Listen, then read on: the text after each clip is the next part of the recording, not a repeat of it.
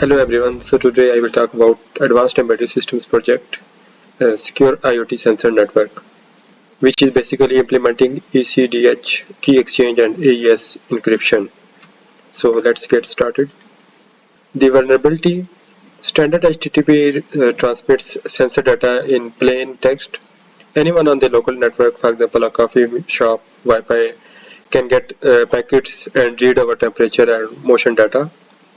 So the goal of this project is to establish a confidential channel between ESP32 server and Raspberry Pi client using industrial grade cryptography. This is the system architecture.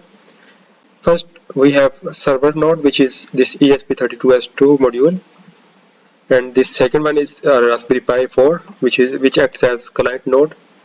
So this server node basically runs a secure web server, reads BME280, HTS221 and MPU6050 sensors, which read temperature, humidity and pressure data. And the second part is client node, which is basically this Raspberry Pi 4. It runs our Python script and it initiates the handshake and decrypts this sensor data sent from Cucumber board. Third part is network. For that we have used local Wi-Fi, so that devices can find each other via IP. Fourth part is protocol.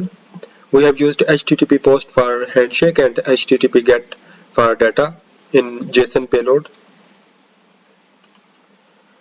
Okay, this is the basic structure of handshake, which is elliptic curve Diffie-Hellman.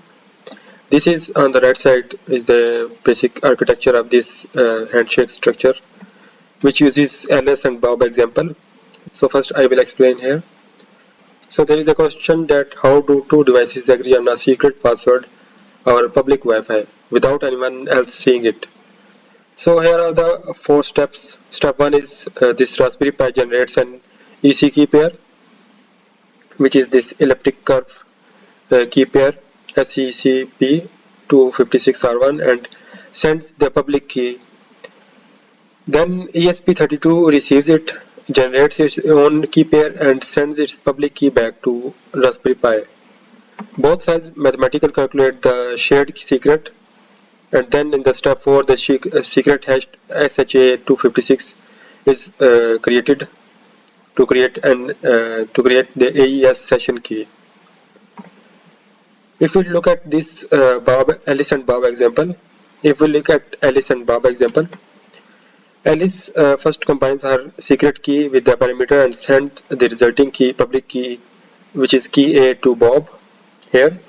And then on the other side, Bob also combines his secret key B with the parameters and sends the resulting public key B to Alice. So this Bob combines A with his secret key B, and on the left hand side Alice combines B with her secret key A.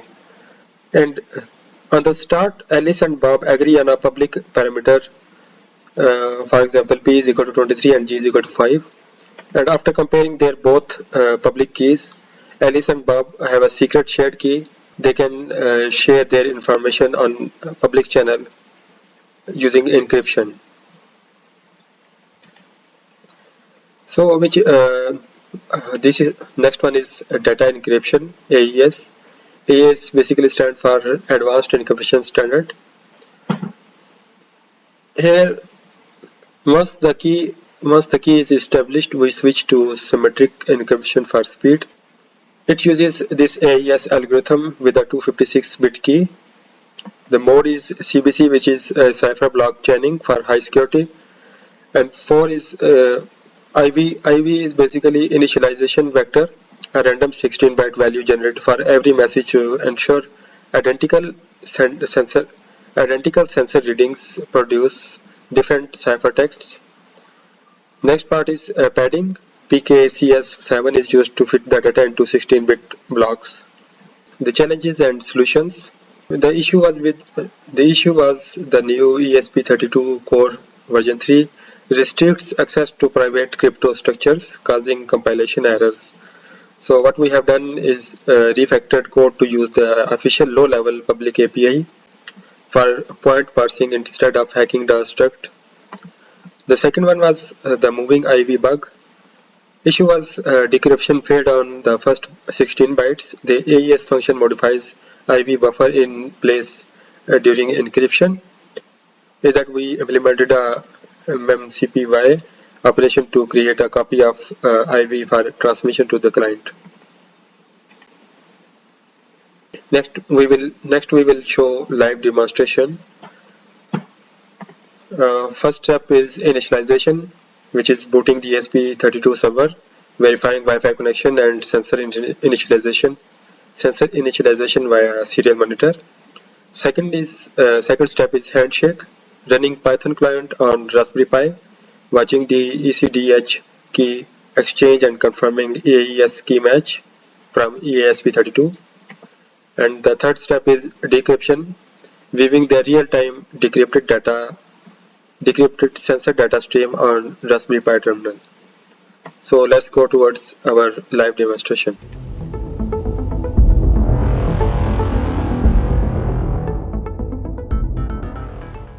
So in the start we see we have included some libraries.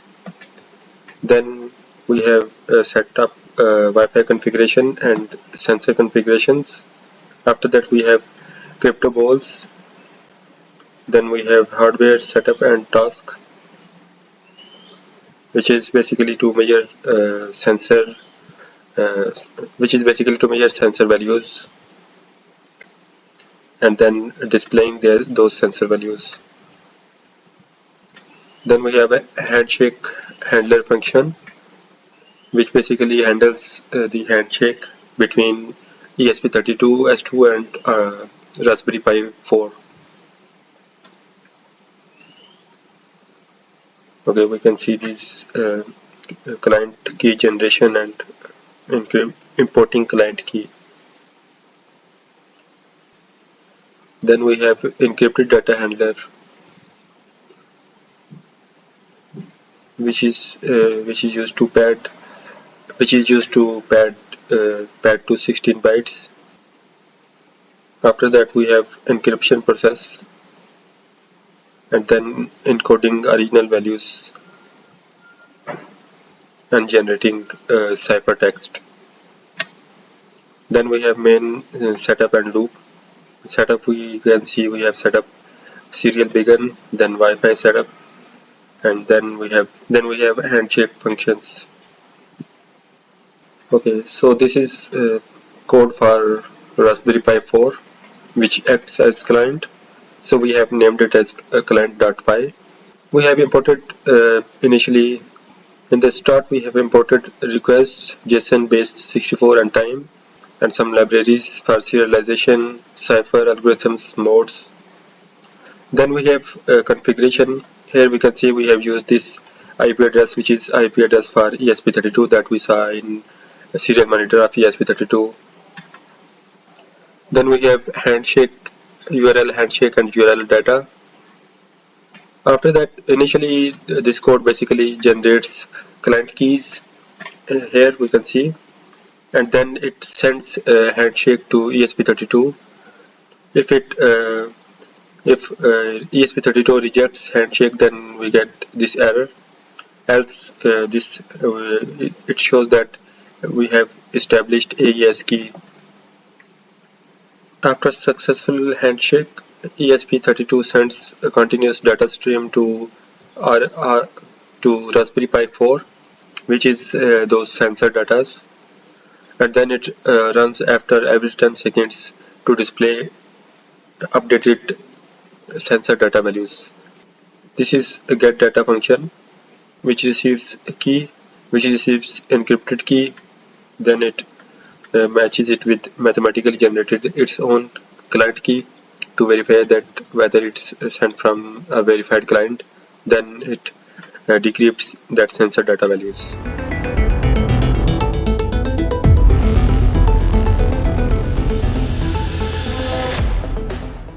Go to our live demonstration. First we will upload this code to our ESP32S2 module. We will wait for it to compile. Okay, so we can see that this code is compiling, and now it's done compiling, and now it's uploading to our board. Now let's go towards our serial monitor. We can see that this code is booted successfully, and it showed this IP address that we will use in our Python code in Raspberry Pi. And the next step is we will run that Python code in our Raspberry Pi client and see the output. Okay, now we will wait for our Raspberry Pi to send handshake request. Okay, now we are in Raspberry Pi module. First we have to install the dependencies. Which one is the first one is cryptography. Okay, now go to our desktop and python3.client.py. So as you can see that handshake request is sent from Raspberry Pi. You can see that they have ESP32 and Raspberry Pi has matched the secure key, which is 3277F089. We can see that first it has generated client keys, then it sent the handshake request, and then it started receiving the data stream, which is temperature, humidity, pressure, and then it wait for 10 seconds, and then again it got data for temperature, humidity, and pressure. We can see the key ID is 3277F089, which is if we check from that ESP32 module, so that the handshake is successful. So now the ESP32 will send data, which is temperature, humidity, and pressure data to our Raspberry Pi client. So this was our project Secure IoT Network Connection, where ESP32 sent temperature, humidity, and pressure sensor data to Raspberry Pi through encryption. Thank you for listening.